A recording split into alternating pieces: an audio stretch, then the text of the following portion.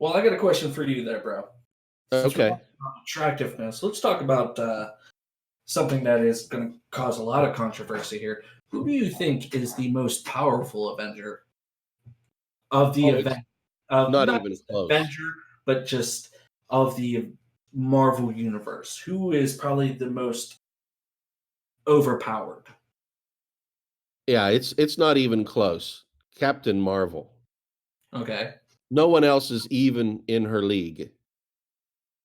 Yeah, I have to kind of agree with you on that one, just because of her abilities of what she has done.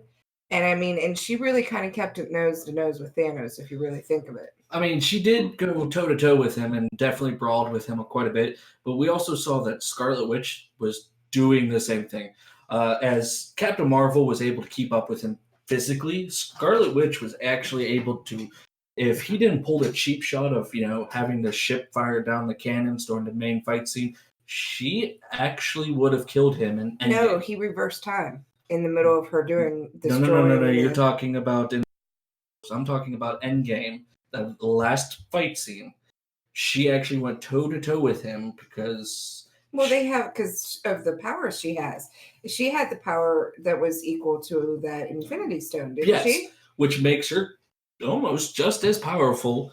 It's just the way that it's hard to say because you got Captain America who can wield Thor's hammer, but is he as strong as Thor? Is Thor stronger than the Hulk? There's just I figured it would cause a lot more controversy in a sense. Well, now let's build on this because I would like your take on it. I had a sense that Scarlet Witch was operating out of the rage of having lost vision, and so kind of had that superhuman rage to augment her abilities, but otherwise, like in a normal day-to-day situation, it wouldn't even be close. No, I think she had proved herself in other situations that she had the equivalent.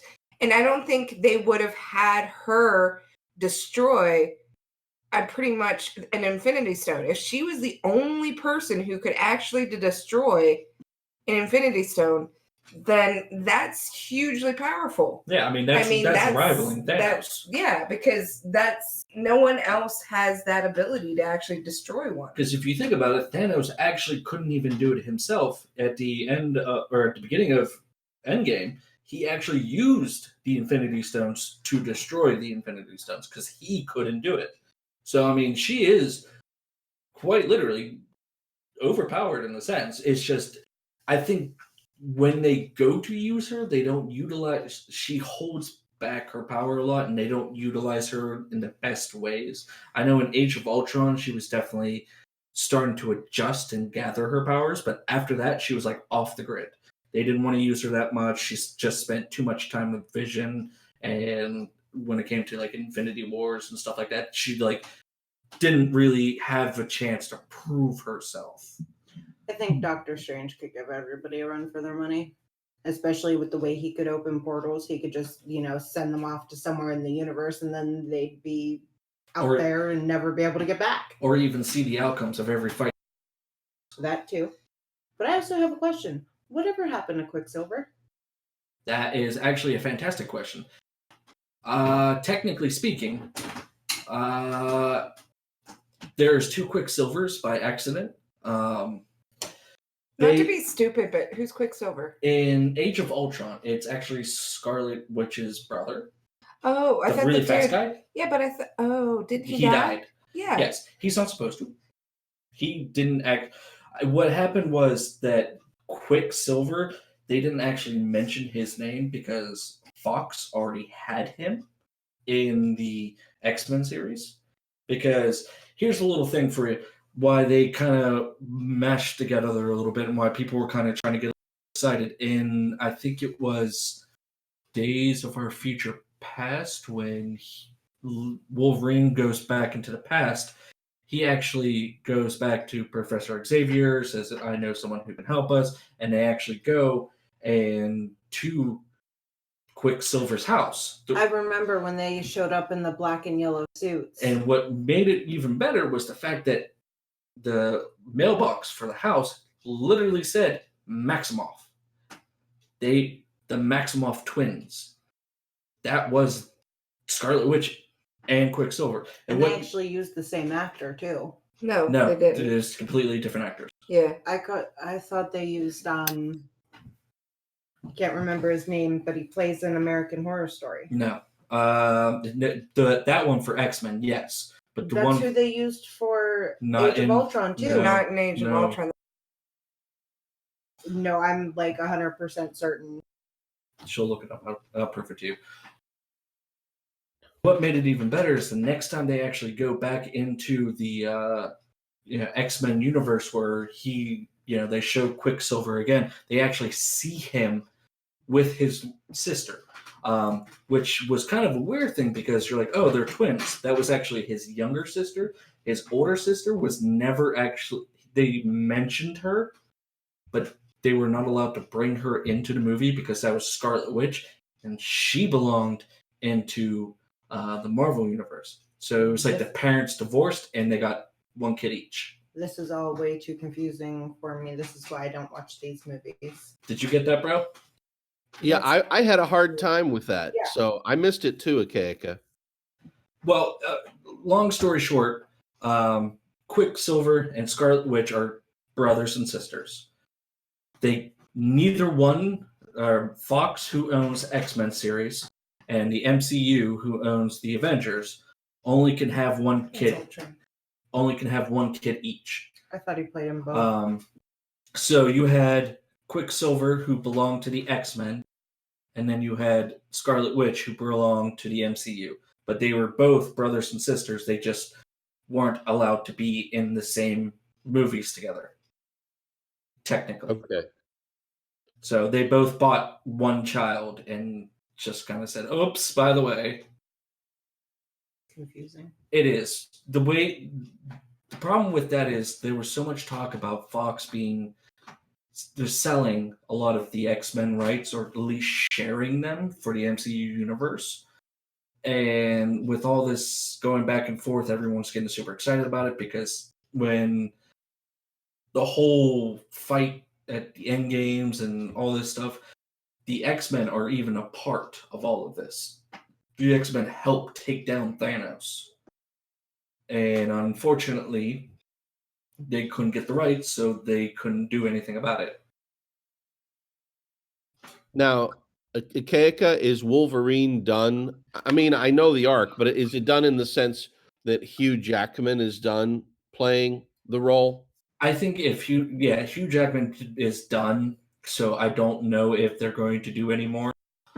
I know a lot of people are trying to get Hugh Jackman to do at least one more Wolverine as a cameo in a Deadpool movie, because those two go together like bread and butter. They're just meant for each other the entire time. If they do anything on the similarity as that, Deadpool and Spider-Man would be a thing. If that would be ever a possibility that Fox would let Deadpool go over to Marvel Universe, that would be something that would really boost the franchise hugely. Because those two, Peter Parker in the comic books is the only superhero ever who doesn't change on his morals. And, of course, Deadpool, who has very little to no morals whatsoever. If they were smart, they wouldn't make another Wolverine movie without Hugh Jackman because he's been that role for so long. I don't think anybody else would want to see it. It's the same as if you would make any of the Avengers someone different. Right, like if you tried to make somebody else Iron Man, everybody would be like, oh, no, I'm good. Yeah, I mean, they pulled it off with Spider-Man because they really didn't. There's still a little controversy. Okay, let's put it better. They made the Hulk better with Mark Ruffalo because they started off the entire universe with him. They weren't just like, okay, here's one person, here's another person, another. They consistently just had one person. Which is what they need to stick to. I hate when you start like a movie series and like halfway through they change one of the main characters and we're like, oh, did you think we wouldn't notice? Because we did. And Well, that's what That's why I don't watch the last Mummy movie, the Dragon Emperor, whatever it is. Because they changed the wife? Because they changed the wife. And I'm like, that's not his wife. I don't understand. This is adultery. We can't do this. Yeah, no, I agree. Now, it looks like, Akaeka, if I'm reading it right, it looks like Black Widow is coming out, and then there's going to be a film called The Eternals. Yes. And then Shang-Chi and the Legend of Ten Rings. What's the internal? It's, you remember how Shield had its own season or its own series for a while? They hinted at that somewhat at some points. I never actually watched all the seasons. I watched the whole seasons of Shield. They didn't. I don't think they ever mentioned internals. What did they call them? And like the other superheroes who weren't like Avengers. They were kind of like metahuman type of situations. Metahuman. It's going to be similar to something like that. I think that or use them for anything. The internals are going to be like the foundation of creating the next generation of Avengers. I think that's what it's going to lean towards, but I'm not entirely sure. And what is the Shimshu? Something in rings. Yeah, Shang-Chi and the Legend of Ten Rings. I'm actually not sure on that one. I might actually have to read on it. So, I don't have any particulars on that one. So the Eternals is going to come this year. Shang-Chi is coming next year. And then Doctor Strange in the Multiverse of Madness is coming in 2021. Yeah, I heard about that one.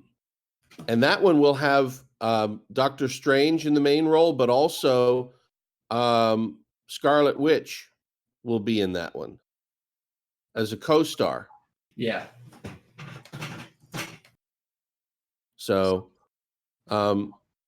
Princess and Sis, how do you feel like what could they do to sort of make it a little bit clearer when some of these confusing things happen? Bring Akaeka with you. That normally helps, yes. Yeah. Having a fellow nerd is always the best way to watch nerd movies. And sometimes, if you're watching a nerd movie and you don't have background, I think it's just okay as well, because the adventure and the action of the movie itself carries it. So unless you were sort of a nerd already, and then you get lost in it, then you want to find a fellow nerd to catch up. But if you're just someone going in for an action movie, right? And that's me. I don't follow the timelines. I don't question much anything. I go simply for the movie. And, Akaeka likes to tell me, oh, this movie is after this one, but before this one. And I'm like, I'm sorry, but I can't keep up with all that. I want to go. I want to see the movie one time, and then that's it. I'm never watching it again ever. Right. So a standalone movie that makes sense to you without having to have all that extra baggage. Right. I think when it comes to the Marvel Universe, the MCU, I think that's actually why they excelled so well, was because it wasn't a series of movies just going on and on and on. It was actually a standalone movies that they used for a foundation. And they just built off of that, and that helped people who didn't really know anything about the comics or anything about anything of Marvel. They were able to watch these movies and say, oh, okay, I kind of get it. Like, this guy's this guy, and this guy helps this guy later on. So that's why they were so successful, I think. Well, Akaeka, let me just say thank you for bringing your wealth of knowledge here to the discussion tonight. That made a big difference for us.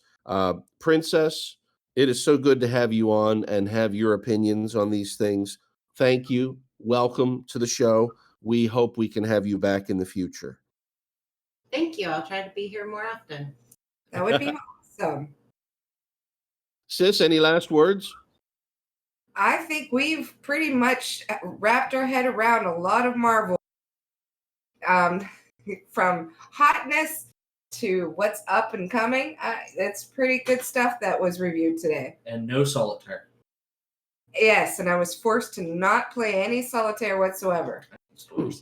Akaeka, you are hired to keep her away from solitaire in the future. So thank you for that.